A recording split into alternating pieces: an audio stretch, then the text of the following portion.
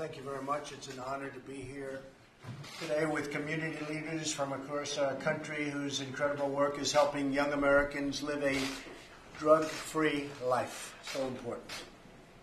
And I want to congratulate the people in the room. Done an incredible job. Nothing's easy, right? Nothing's easy, but you've done an incredible job. Today, my administration is providing a record $91 million to support the Drug-Free Communities Initiative.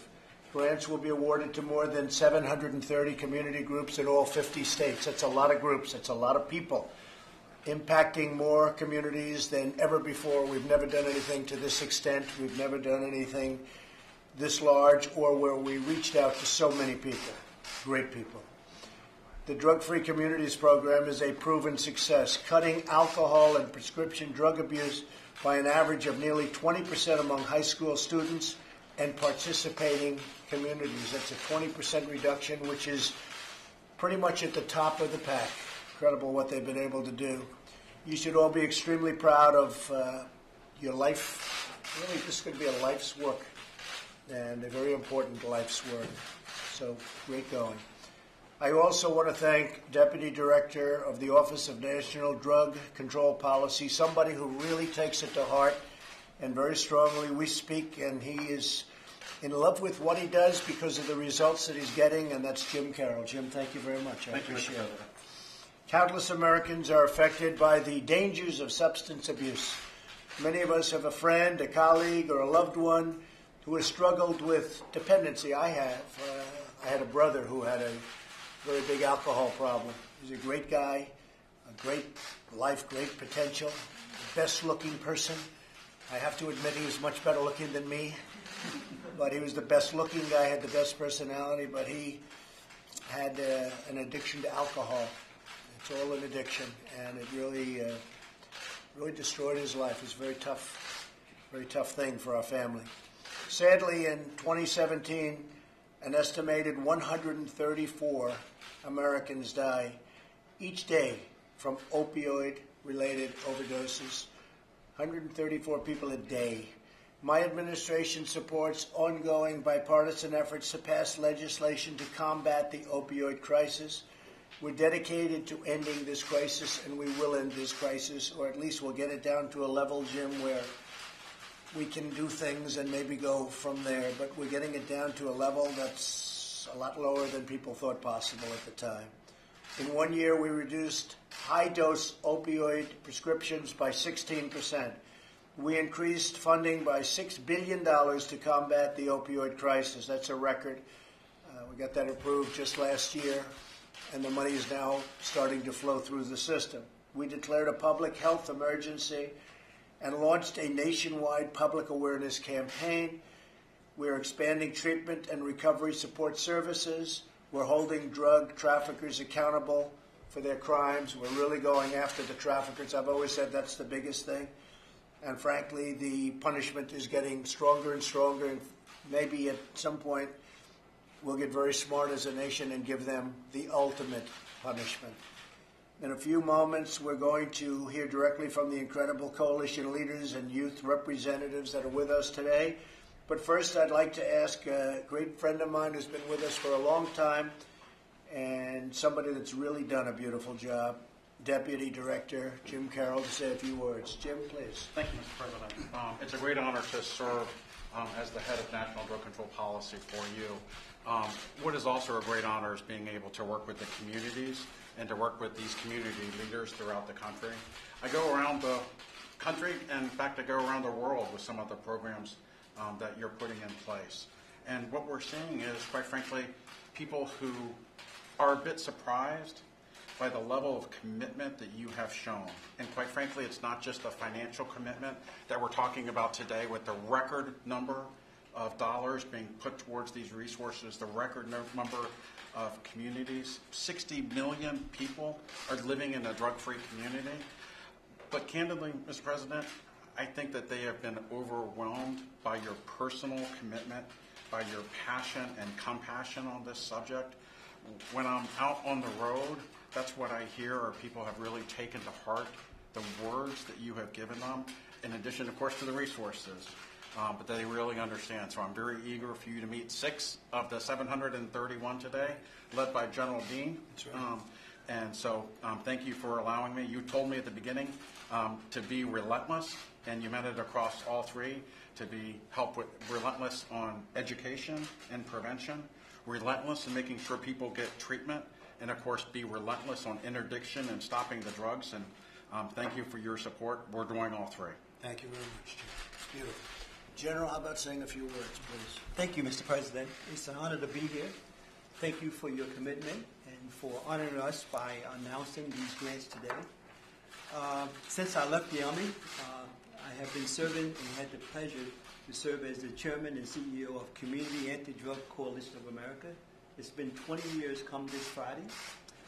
In that fight, we have built and had funded through the Drug-Free Communities Program over 2,000 coalitions, of which there are 731 actively now.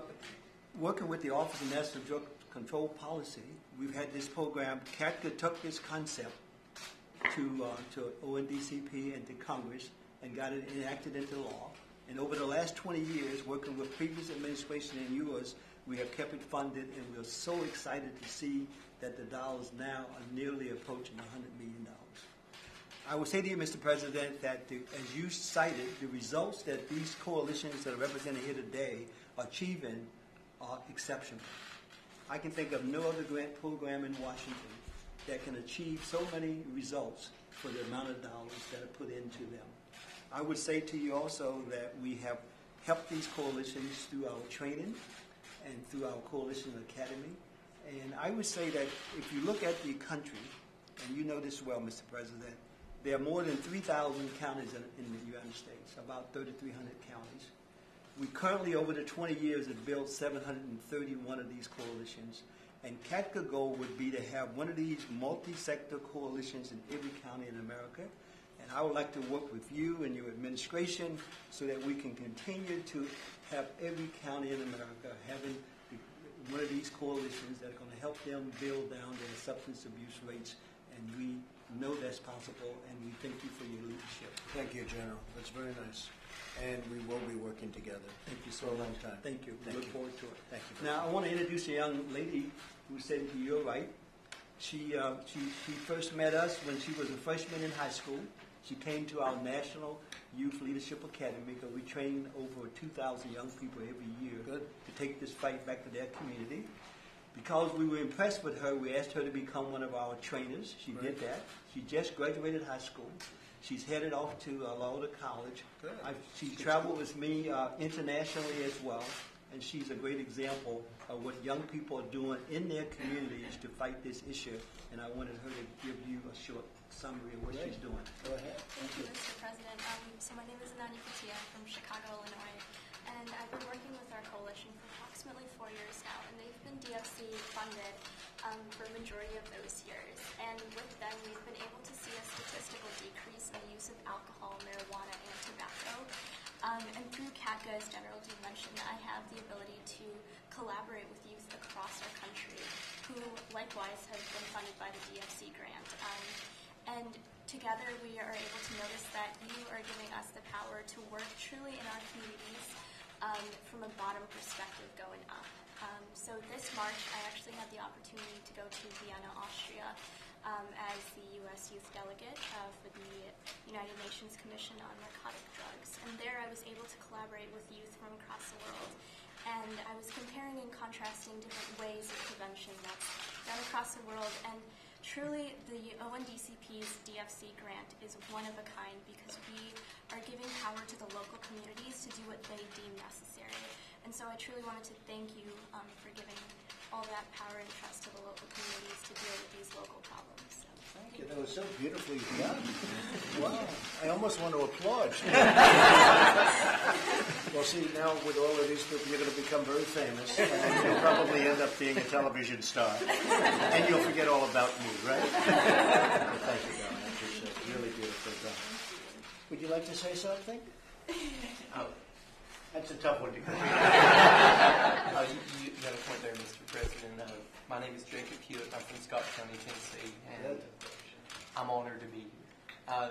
I have to tell you, I'm the least deserving person to be able to represent my county. And for the past 5 years, I've wanted to do nothing but help my community.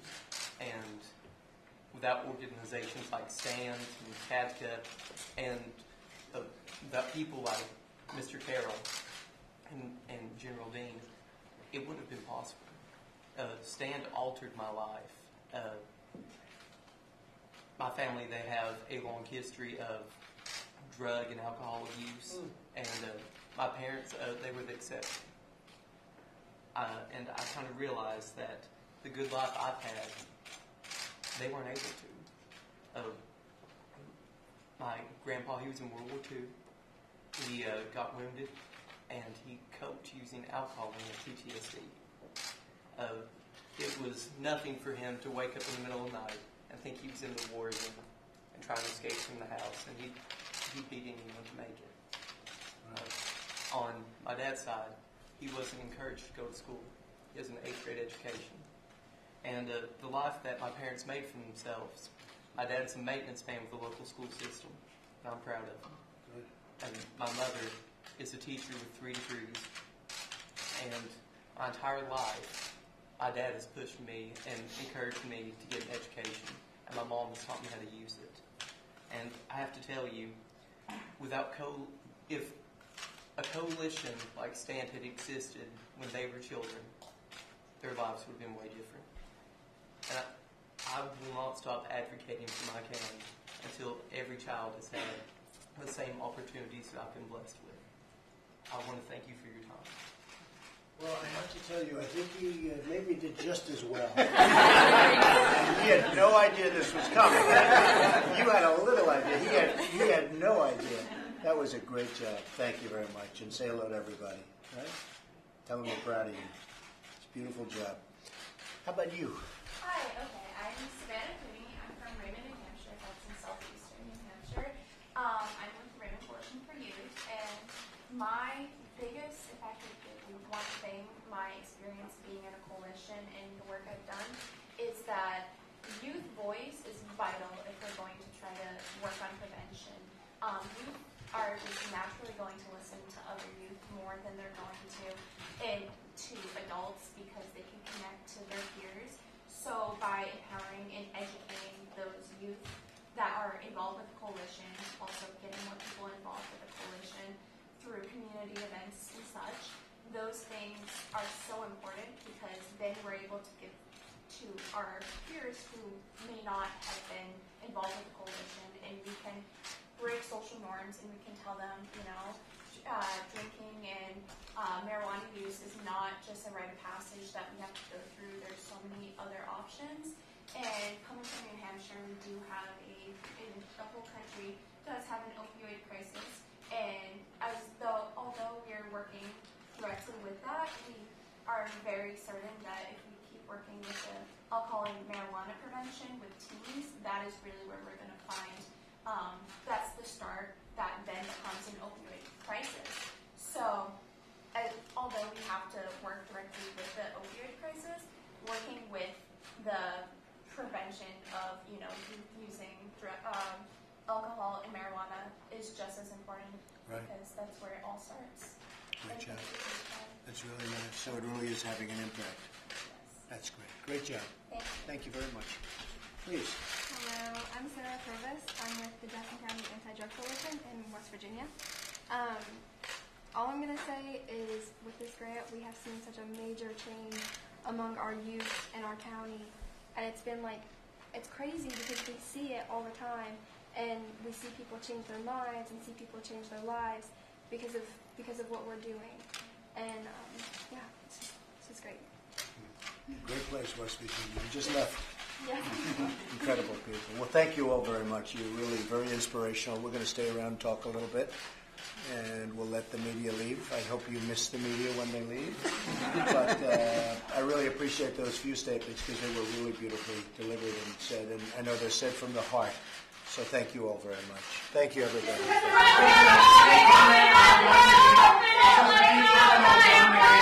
He's a good man. Very good man. Don? Excellent guy. Yeah, Don McGann's a really good guy. Been with me for a long time. Privately before this, he represented me. He's been here now. It'll be almost 2 years, and a lot of affection for Don.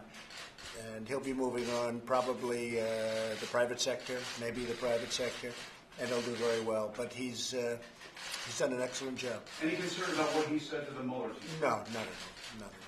Can you talk today on the president? How is Canada going? I knew he was going also, as you know. I had to approve it. So we didn't claim executive. No, I don't have to be aware. We do everything straight. We do everything by the book. And Don is an excellent guy. Yes, go ahead. Trade talks with Canada, Mr. President. How are they going? I think they're going really well. Canada is here right now. They were here till late in the evening. They came to see us. They wanted to meet us. They want to be a part of it. The deal we made is a fantastic deal. It's gotten great reviews with Mexico, trade deal.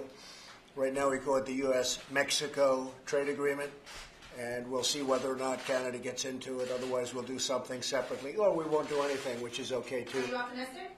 I think so. I think Canada very much wants to make the deal, and I think it's going to be obviously very good for Canada if they do, and I think it's probably not going to be good at all if they don't. We have a very good relationship. They came yesterday to the White House, and we negotiated late into the evening. They're in the White House right now. We're negotiating with them right now, and they want to be a part of the deal. And we gave till Friday, and I think we're probably on track. We'll see what happens, but in any event, things are working out very well. A lot of trade deals are working out well. The European Union, which really has major barriers to trade. You don't know what barriers are, but it's not good, not fair for our farmers and others. Those barriers will be coming down. And as you know, we're in the midst of a very big trade dispute, to put it nicely, with China. And I think we're doing very well. Our economy has picked up in terms of worth. There's a lot of money for everyone sitting around this table, but we picked up about $10 trillion, General, since my election. And we're doing record business, record stock market, record everything, and also record unemployment, which, from the standpoint of a lot of people, we're talking about prison reform and other things, but when people come out of prison now, they can actually get jobs, and they're really liked by a lot of the employers. We've had tremendous success. We've never had that before.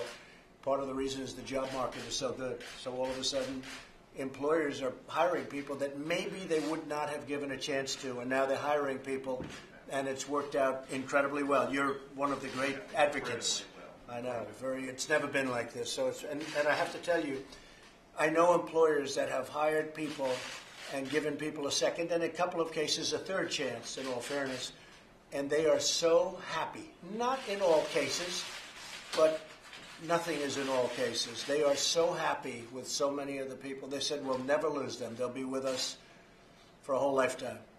So it's a beautiful thing to see what's happening. And again, with Canada, I think we're doing very well.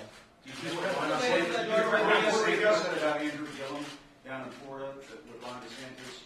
No, I didn't hear it. He said that it's not time to monkey around with the economy down in Florida.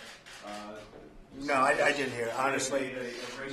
Yeah, I didn't hear that, Jim. I mean, I've been actually working on the deal with Canada, so I have not heard it. I tell you what, I know Ron DeSantis. Ron DeSantis is extraordinary.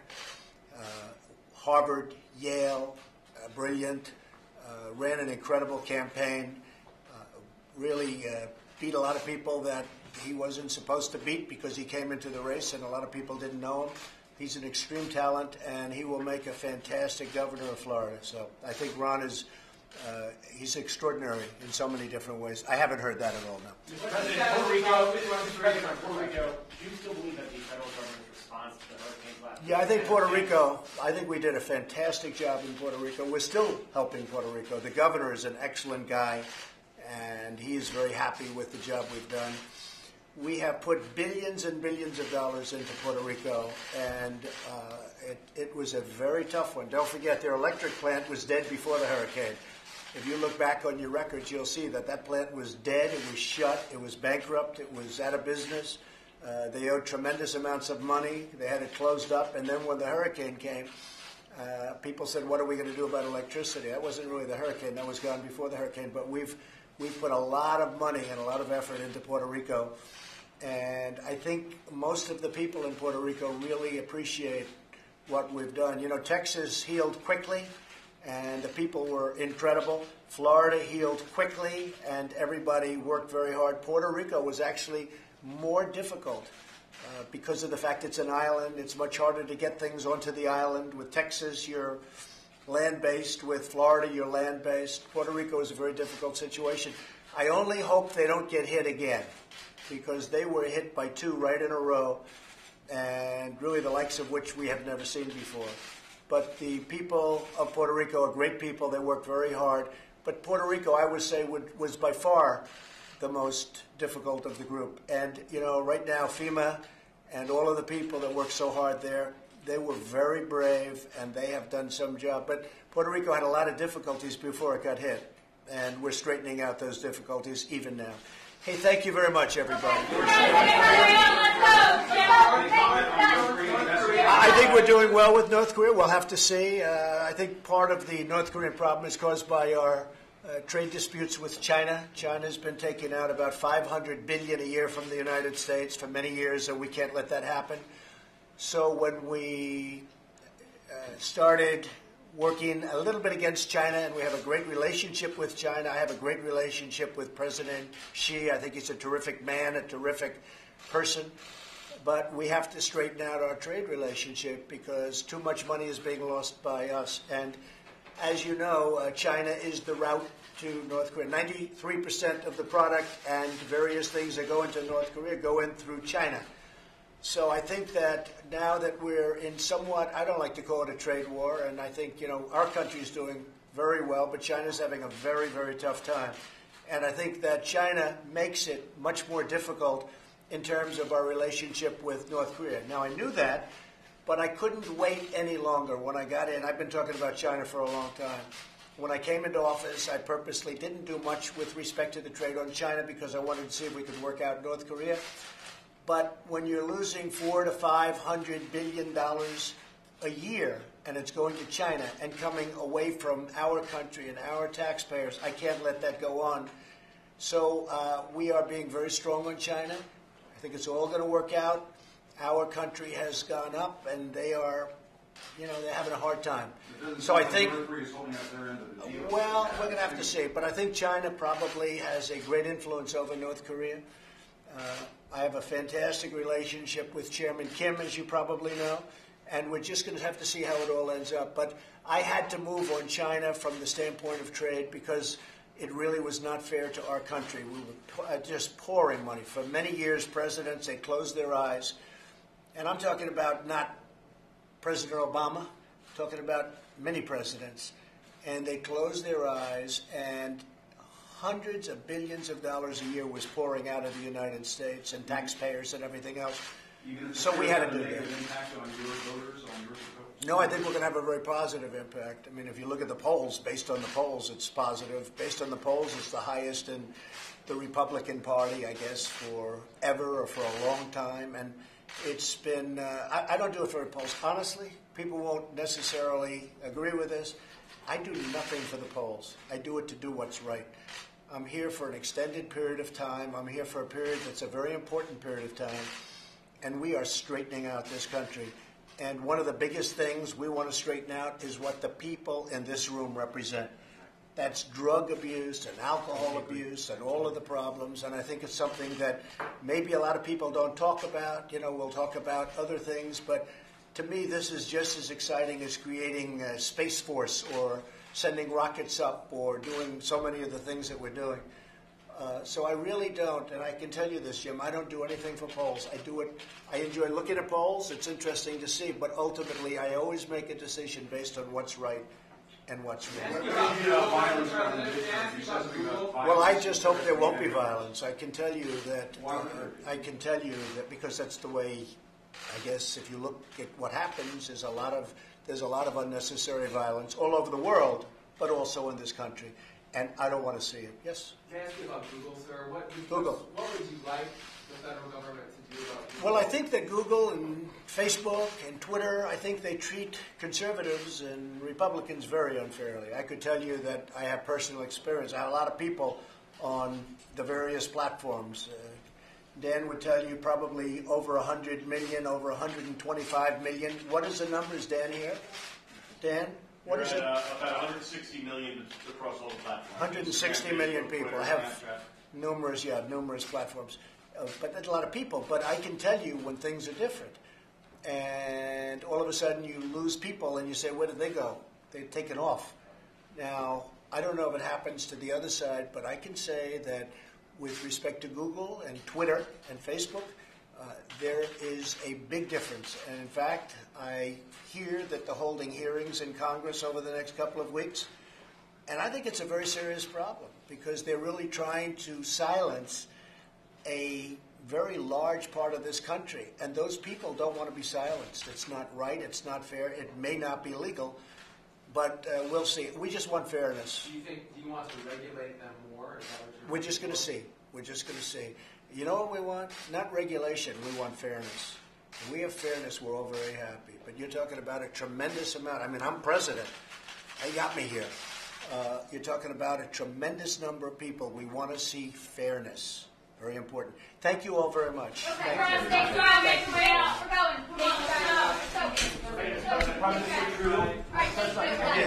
You did? I spoke to him yesterday. We had a very good talk. I spoke to him a couple of times. And you feel that before the end of the week you can I don't know. Canada in the agreement? Hey, he called me. I didn't call him. Okay. And it was a public call. He was very nice. I couldn't have been nicer. We'll see what happens.